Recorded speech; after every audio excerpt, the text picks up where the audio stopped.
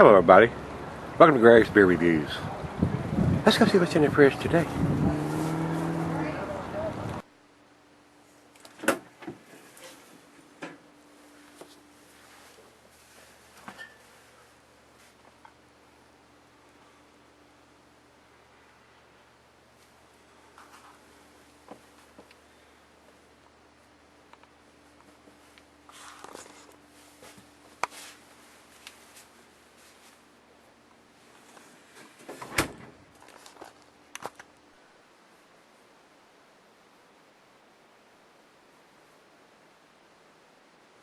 Hello everybody, thanks for stopping by Gregsbeerreviews today. Today's beer comes from Three Heads Brewing. We did one yesterday. I figured we're going to go ahead and get these out of the way. This is The Kind, which is an India Pale Ale. And got a little hippie looking dude sitting out front with a guitar and a hot plant and holding the world on the other side. So he's got a lot going on there in his hands. So it looks like he might have 4 arms too. I don't know what's up with that.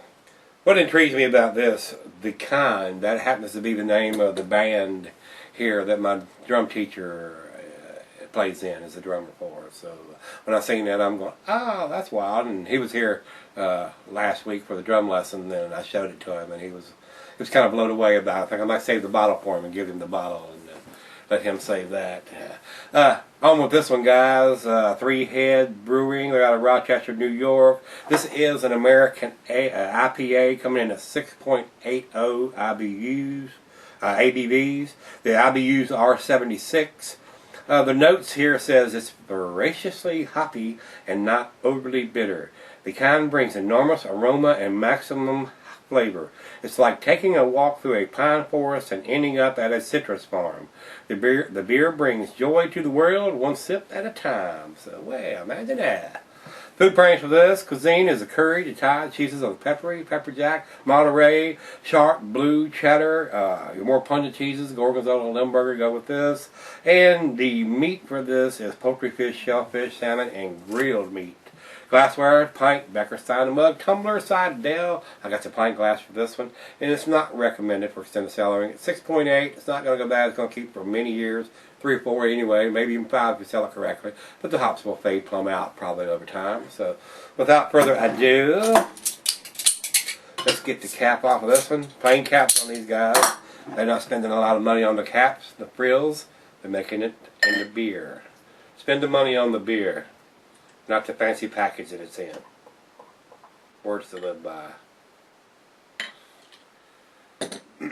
Don't need all that frilly wax around the top of the bottles or all that fancy. That just adds cost to the beer. Spend the money on the beer, guys. That's what I say. The bottle will take care of everything else. I mean, the light is very, not amber, very golden, not super golden, not like a Budweiser golden, but it is a rich golden color. Very clear. I can see the bulb right through it. And very small bubble streaming up. Not overly carbonated at all. Hardly seeing, yeah, but the bubbles are very fine. Nice looking head. Half creamy. There are some big bubbles in there too. So, good looking beer though. It's got a nose on it. Let's see how hoppy. See if it's voraciously hoppy. I wouldn't get in on that bus. Not voraciously hot.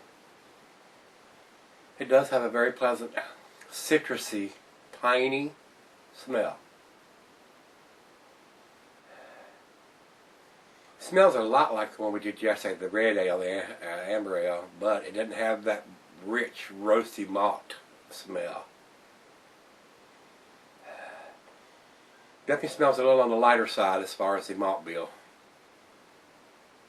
But, a nice citrusy, piney smell. Let's give it a taste. Cheers, everybody.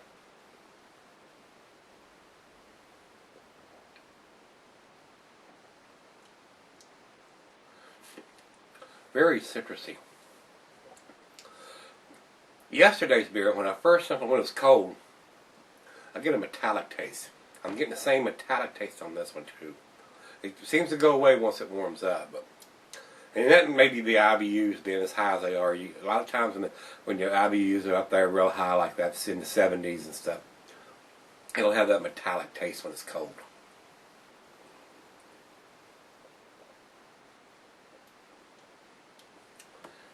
Very nice. Very citrusy, very piney. Very nice hop presence. I actually think yesterday's beer tasted a little more bitter than this one. But this one's got more IBUs. Maybe balanced just a little bit better. Very tasty. Let's see where it ends up. You know the deal. Another drill. It's right out of the fridge, 40 degrees, and we'll let it warm up and see if it changes any. But right now, I'd say I'm on the fence between A and B. So let's see where this one ends up. Stick around. Hey guys, I'm back. Got just a little left. I'll be honest with you. I think this is just a tad tastier than the red ale that we did yesterday. It's not quite got the bitterness to me that it had on the back end. It may have just been me, but I like this one a little better, I think. I'll show you guys.